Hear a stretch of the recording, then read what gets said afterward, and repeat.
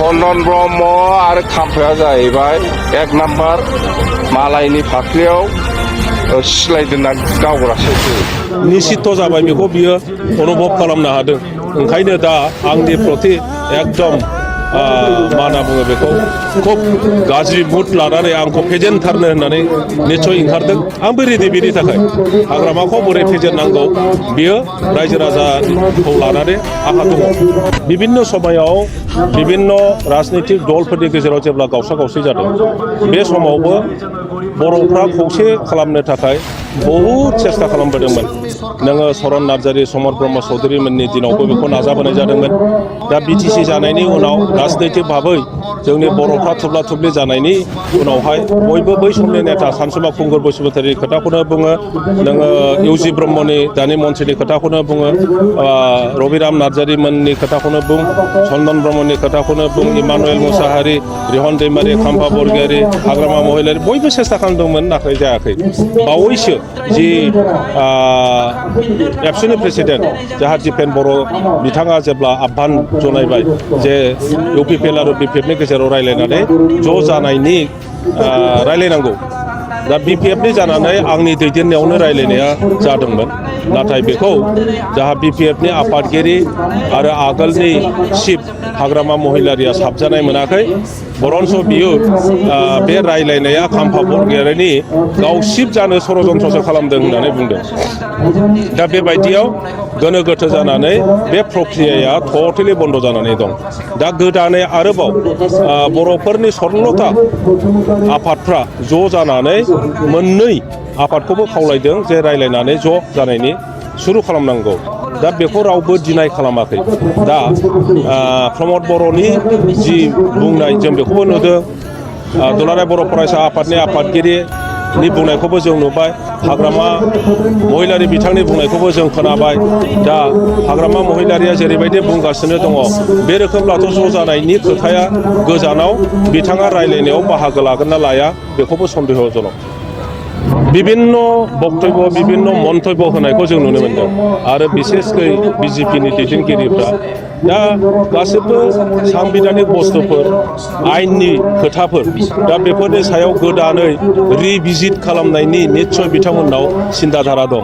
revisit माने पुनर मा होनना बुङो बेखौ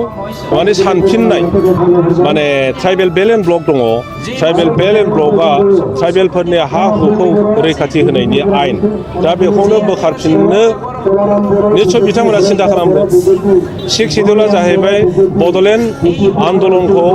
मोनसे समाधान खालामनो थाखाय बे बड'लेण्डखौ बानायनाय जादों आरो 6 शेड्युल 6 कनस्टिटिउसननि बेखौ एप्लाइ खालामनाय जादों दा बे शेड्युल 6 खौ एप्लाइ खालामनायावनो सोरबाया जेलास जादों जे बे मानसिफोरनो बड'लेण्डनि मानसिफोरनो बांद्राय राजनितिक क्षमता होनाय जाबाय ओंखायनो बेखौ उथायनांगौ होननानैबो निस्सय बिथांमोना सानलायलायदों बायदिसिना ओंखायनो बिसिडिसि सिमबो नांदों बिसिडिसि माने ग्राम पन्सायत बे ग्राम पन्सायत नङाब्ला जोंनि ग्राम्य ओनसोलाव बिथोरवा ओनसोलाव मबे एजेन्टनि दारै खामानि मावगोन भारतनि खना खनला जेरावबो ग्राम पन्सायत दङ पन्सायती राज इनस्टिटिउटआ सोलिनानै दं जोंनि बड'लेण्डआवल' मानो गैया बेखौ बन्द खालामनायनि खोथाखौथ' बाथो जोङो बेखौ दा कनस्टिटिउसन एमेन्डमेन्ट खालामहोनानै पन्सायती राज इनस्टिटिउटखौ भारत सरकारा 6 सिडिउल एलेखायावबो एप्लाइ खालामनाय जाबाय होननानै गनाय होनोथो कनस्टिटिउसनखौ एमेन्डमेन्ट खालामनांगौ होननानै जोंनिफ्राय बुंनाय जादों एडमिनिस्ट्रेटिभ रिफर्म कमिसन भारत सरकारा दादोंमोन बेनोबो जों होबाय एडमिनिस्ट्रेटिभ रिफर्म कमिसनाबो भारत सरकारनो दाखिल खालामबाय रेकमेन्डेसन होबाय जे बड'लेण्ड 6 सिडिउलाव पन्सायती राज इनस्टिटिउटखौ एप्लाइ खालामनांगौ होननानै निस्सय आं गसंगोन आं 14 नं चिरां दुवारनिफ्रायनो टिकेट मोनगोन होननानै आसा खालामगासिनो दङ आरो बेवहाय जाहा हाग्रामा महिलारिया गेलेहैनो होननानै मैया डिक्लेयार खालामदों बे मिन्थिगौ चिरां दुवारनिफ्राय खाम्फा बरगयारिया गसंगोन ओंखायनो डाइरेक्ट आंजों चेलेन्ज खालामनानै आङो बाहाय गेलेहैनायनि बिथाङा सिद्धान्त लादों आङो वेलकाम जानायो बिथांखौ आरो चिरां दुवार बाखिया दिनै खाम्फा बरगयासो बर होगोन हाग्रामानो होआ हाग्रामाया गोबां भटआव जेननानै थफ्ला थफ्लि लानानै गावनि जायगायाव खालामफैनांगोन बेखौ नोंथांमोना बबे भाषाजों बुङो बे रायजो राजानि खोथासै खिन्थु बेयो इलेक्सना इजि नङा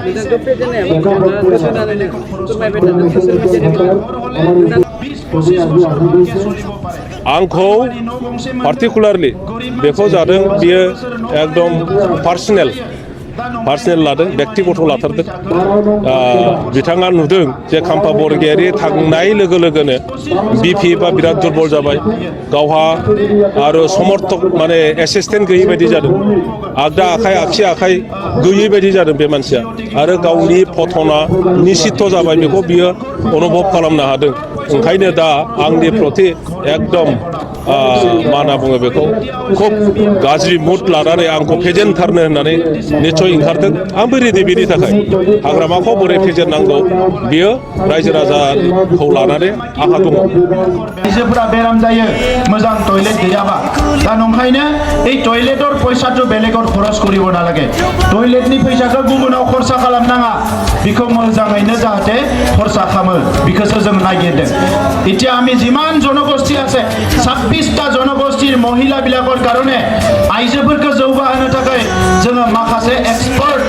एक्सपार्ट महिला एक्सपार्ट आइजोफोरखौ सायख'दों 25सा आइजोफोरखौ सायख'दों बिथांमोनखौ फैगौ 6 दाननि थाखाय जोङो बिथांमोनखौ मा होनो सरकारा लानानै गामि थांनानै जोङो बायदिसिना जेंनाफोरखौ नायनो थाखाय थिनहरनो सानदों আমি গাঁৱে পঠাই বিভিন্ন কাম কৰিবলৈ তেখেতসকলক দায়িত্ব দিব বিচাৰিছো সব জনগোষ্ঠীৰে মহিলা লৈছো মাইনৰিটি লৈছো বঙালী লৈছো গোৰ্খাৰ লৈছো আদিবাসীৰ লৈছো বড়োৰ লৈছো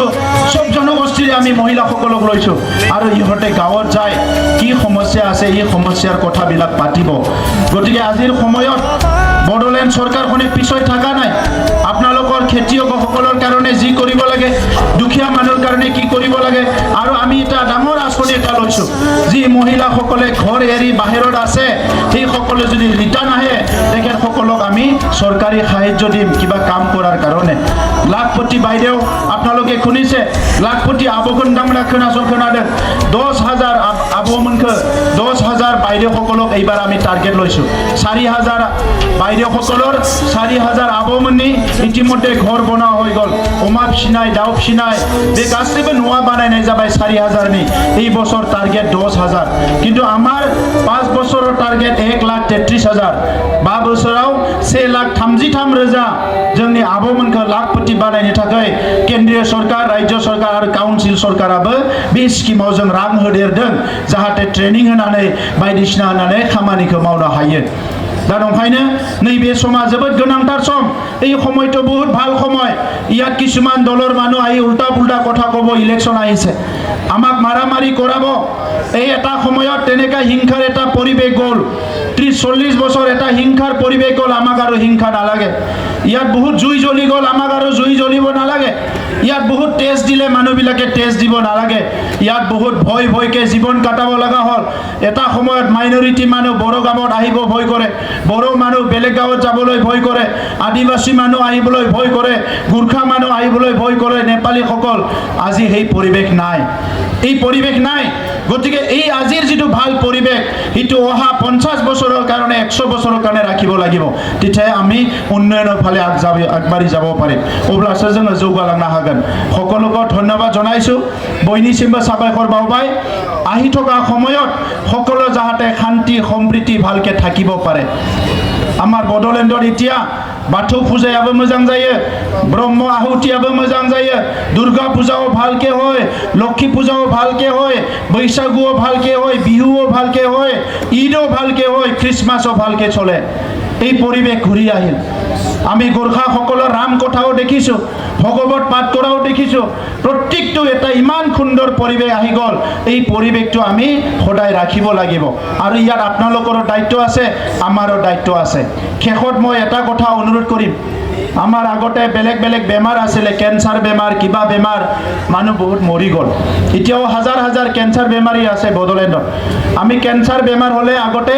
মানুহে নকয় কেঞ্চাৰটো পাবৰ কাৰণে হয় বুলি ভয় কৰে গাঁৱত কেঞ্চাৰ হ'লে মানুহে বেয়া পায় কেঞ্চাৰ যাবাथাय আগলাव বুङা পাপनि थाखायसो जायो होनना सानो गामियाव नाथाय केन्सारा पापनि थाखाय नङा सोरबा बे थांखु जानाय सिगारेट सोबनाय बायदिसिनाफोरनि थाखायसो केन्सारा जायो दा बे केन्सार जानाय जाबोला आगोलाव बुंनानै लायामोन कयल नलय आमार केन्सार হৈছে বুলি এই কাৰণে পিছত মানুহ মৰি যায় मानसिया थैलाङो नखराबो माबा माबि फाननानै सिलिंखार बिलिंखार जायो केन्सार जायोबा मानोना लगे लगे केन्सार जानाय लोगो लोगो ट्रिटमेन्ट खालामनो थाङा सिरि सिरि थायो गियो